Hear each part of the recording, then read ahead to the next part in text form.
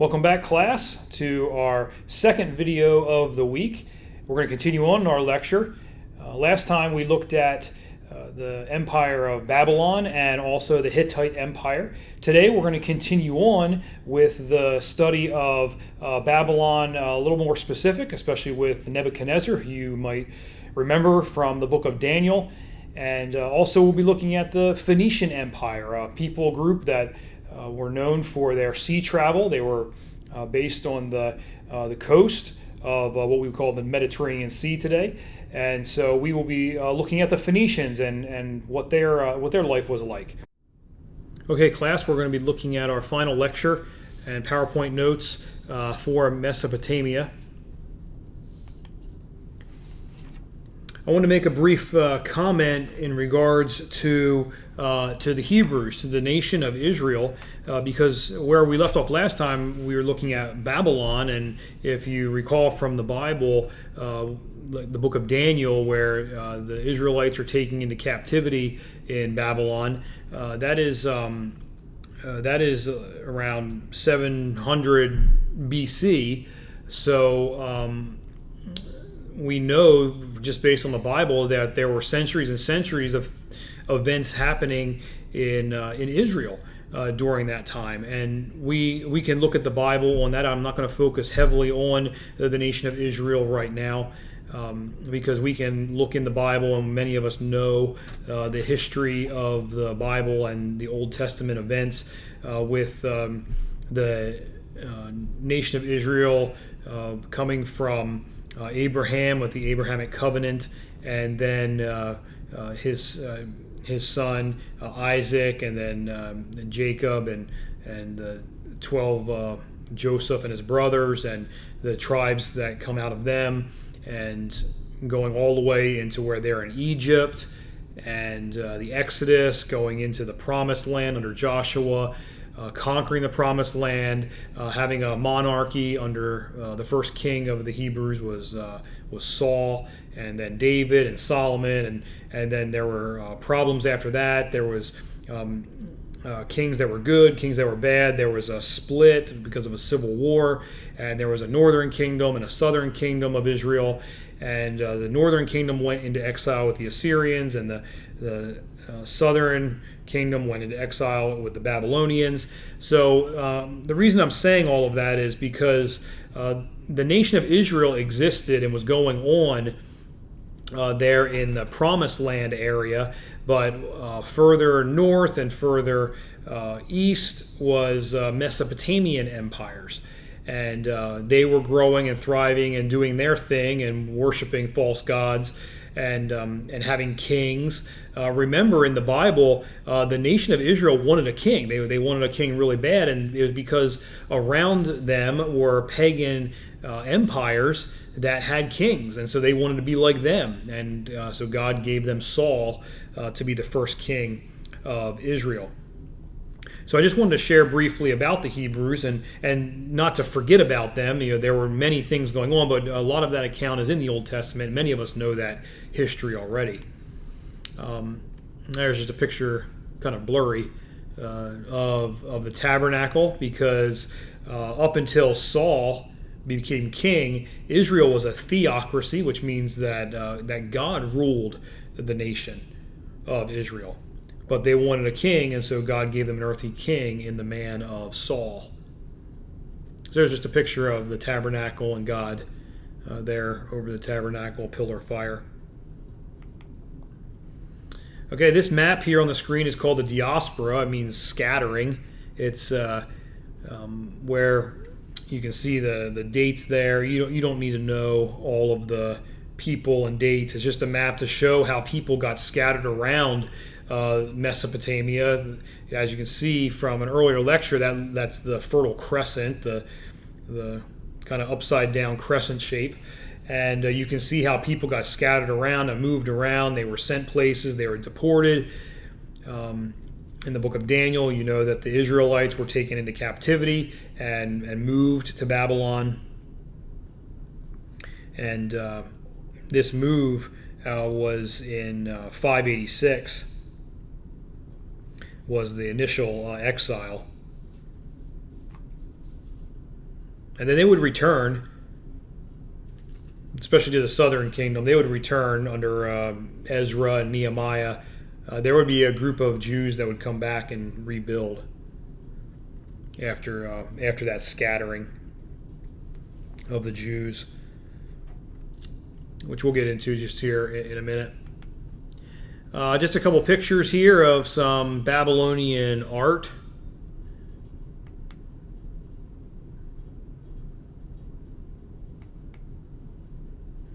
Okay, so Neo-Babylonia.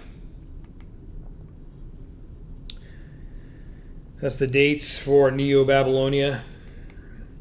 Okay, it replaced, conquered Assyria and destroyed Nineveh, invaded Judah. That's the southern kingdom of Israel, Judah. Captured Jerusalem in 597, and Zedekiah revolted. So Nebuchadnezzar laid siege to Jerusalem, destroyed Jerusalem, destroyed Solomon's temple in 587 BC, and they became the very powerful Babylonian Empire. This is under Nebuchadnezzar. Okay, so I'm just going to go back to that slide, and I'm going to run down through a few notes here. You can take notes if you want. All of this is not going to be on the exam. Just kind of pay attention to what I'm saying. But Nebuchadnezzar II is the Nebuchadnezzar of the book of Daniel, and he ruled from 604 to 561 BC. And he took Babylon from the Assyrians. He repelled because the Assyrians had captured some of it during one of their wars, and he took it back, and he repelled the Persians. He captured Jerusalem. He enslaved the Jews, and basically revived Babylon back into this great Neo-Babylon empire. And they kind of rebuilt their empire, rebuilt the cities. They sacked Jerusalem, so they destroyed Jerusalem to take all the people there and take them back to Babylon. So Babylon was reborn under the Neo-Babylonians. It's also known as the Chaldeans. Sometimes they're called Chaldeans. Very large empire, reached its peak in the 6th century BC under Nebuchadnezzar, which is from the book of Daniel. He was the most powerful. And the Neo-Babylonians made great contributions to science, astronomy, mathematics. They were many of these things that they came up with were passed on to the Greeks later on. These achievements, they were credited to the Babylonians, but the Greeks used them. But one thing that must be understood is that this is a pagan society, and there was a lot of debauchery in their cities. If you remember King Belshazzar's feast in the book of Daniel, where they're having this really big party, and a warning came when the hand wrote on the wall, "Mene, mene, tekel, upharsin," and Daniel had to interpret that. But the account of that story shows how debauchery went all the way up to the palace. It was just open sin and revelry, and God definitely did judge King Belshazzar. But at its peak, Babylon was a religious center. The actual city was its religious center. It's kind of like the Jerusalem for the nation of Israel. Well, Babylon was the religious center for the Babylonians. It was multicultural city. It was a lot of refugees moving through, a lot of people coming through for trade in Babylon. Had a huge, very elaborate temple dedicated to their powerful god Marduk, who was the patron god of the city of Babylon, but also the most powerful god of the Babylonians. Of course, it's a false god, had no power at all, but to them, it was the biggest god that they had was Marduk. So they invaded Judah, which is the southern kingdom, after the Assyrians had already taken the northern kingdom away. But now the southern kingdom was invaded by the Babylonians, and they captured Jerusalem in 597. And Solomon's temple was destroyed. The Jews were exiled. What happened was the last king of Judah, Zedekiah, he revolted. He was 21 years old when he went to the throne, and he revolted and broke the oath that he had made with Babylon, and he tried to make a secret alliance with Egypt to throw off Nebuchadnezzar, and then declared an open revolt against the Babylonians, which didn't go so well, and so Nebuchadnezzar came in to solve the problem. And in desperation, King Zedekiah sent word to Jeremiah asking him to pray for God's deliverance. And Jeremiah basically replied that Jerusalem's fate was sealed, and he begged the king to surrender and spare the lives of the children and servants and the inhabitants of the city. But Zedekiah did not listen to Jeremiah's advice, and he refused to surrender. And so Nebuchadnezzar,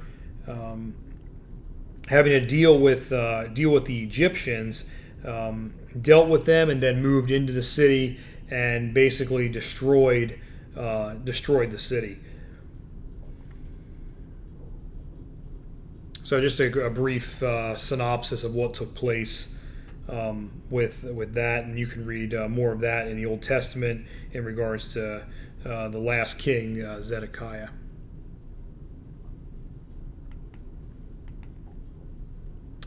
Okay, here's a picture of the Babylonian Hanging Gardens. It's one of the ancient wonders of the world. Massive gardens, irrigation systems, beautiful there in Babylon. And basically it was to show Babylon's glory. So just some notes on that. One of the seven wonders of the ancient world, built approximately 600 BC by Nebuchadnezzar. He built it for one of his wives, who had been tired of all the barren land around Babylon. And they were reportedly destroyed by several earthquakes in the 2nd century BC. So after Babylon had gone from power, that empire had failed, these gardens were then destroyed. Now, some people wonder if they actually even existed. But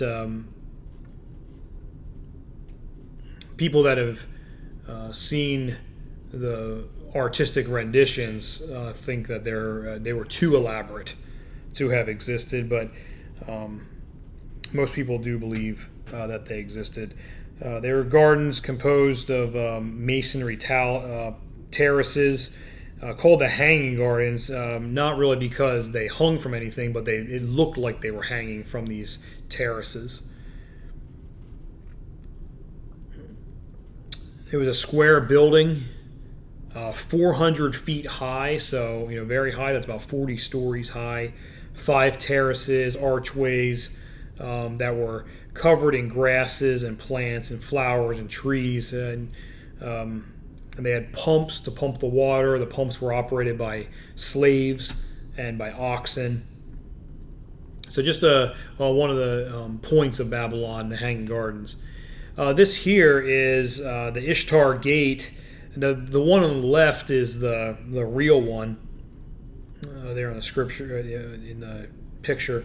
The Ishtar Gate, and that's actually in a museum in Berlin. And this was a processional way or a gate in Babylon, which is now in Berlin in a museum because it was built during Nebuchadnezzar's reign, but it was taken apart in 1899, actually taken apart in several phases from 1899 until World War II. The pieces of it were taken to this museum in Berlin and rebuilt in the museum, and you can just see the picture there that is blue and gold, and there's tiled bricks, and there's pictures of bulls and lions, and there's actually a cuneiform imprint on the the archway that says Nebuchadnezzar, king of Babylon, the pious prince. So I believe on the right-hand picture that's kind of like a recreation of it in Iraq today. Just some more pictures there of some ruins.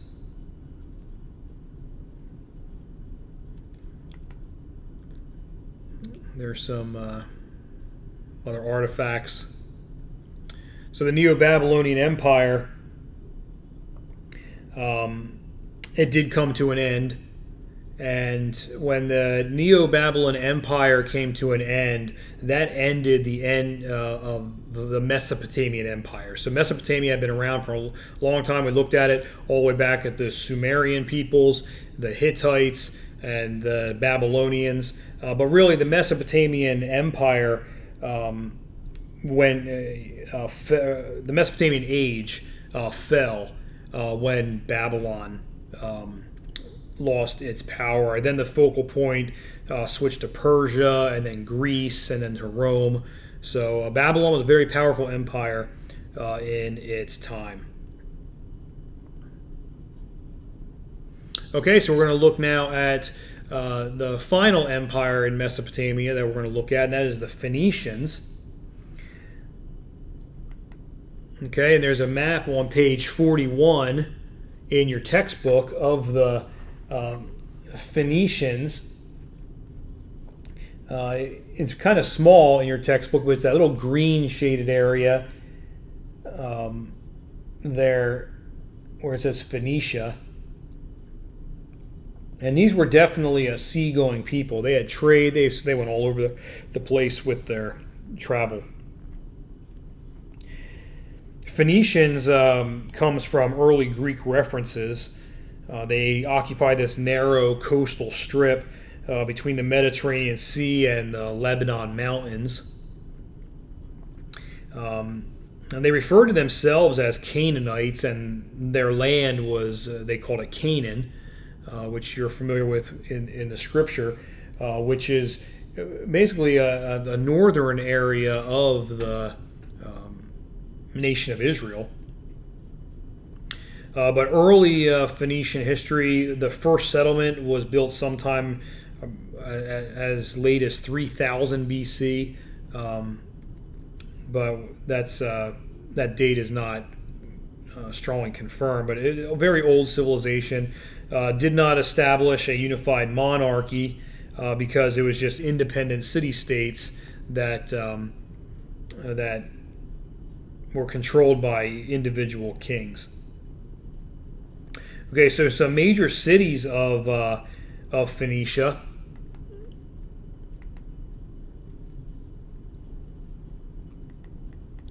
Let me just back this up here. Some major cities of Phoenicia. Tyre, Tyre, was the earliest dominant city. There was Sidon, Sidon. There's Beirut, Byblos.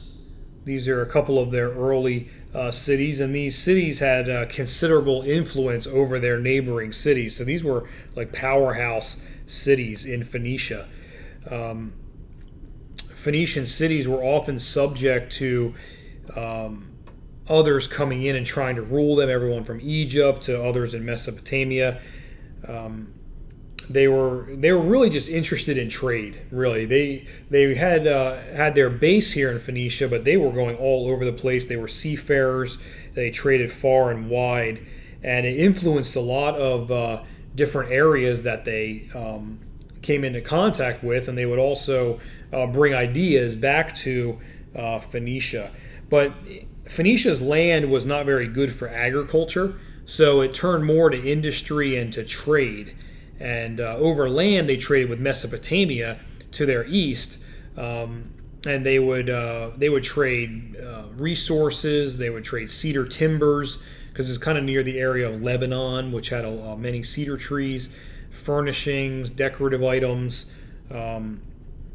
different things that they did.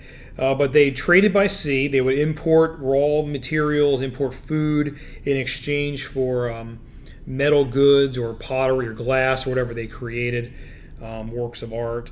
They were excellent sailors. They were excellent at building ships. They searched for copper and tin, and they made bronze, and they had all kinds of things that they traded for. Ivory, precious stones. They would use it in their art. Okay, so there's the seafarers trading far and wide.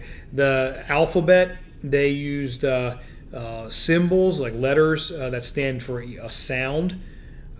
It wasn't like an idea or a picture, but they kind of adopted it, or a better word would be adapted it from cuneiform, and they had an alphabet writing. And they preserved most of their information was preserved and compiled, and they compiled a vast collection of religious, historical, and literary writings, although most of that has perished. 2000 BC, they were thinking about how can they record things in a better way, all the way to 1500 BC. They had a conference of cuneiform writing where the Phoenician scribes devised an early alphabet script consisting of 22 symbols representing consonants, but they did not have any vowels. Okay, so think of like phonics. Using these symbols, they would build words. Much easier to memorize hundreds of symbols, much easier than memorizing hundreds of symbols that the cuneiform writing used. Okay, the Phoenicians were makers and sellers of purple.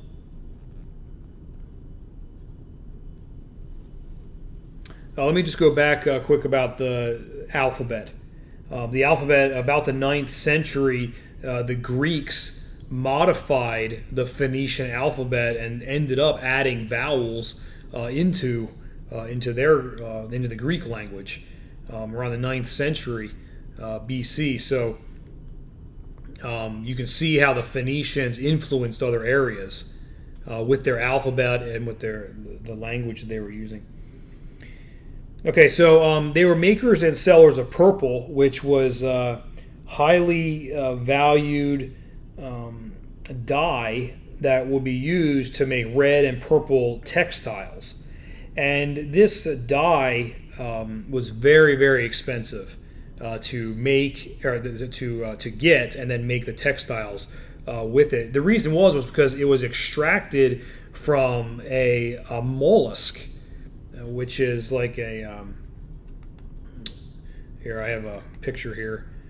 It's in the ocean, and they would take this secretion from the mollusk to dye the fabric. And these mollusks were found near or in the waters around Phoenicia on the coast. And so they were able to use this to dye textiles. And you see there on the bottom of the screen, they were Canaanites. The Greeks later called them Phoenicians or Phoenicians, land of purple. This was because of the dye they made from the murex mollusks.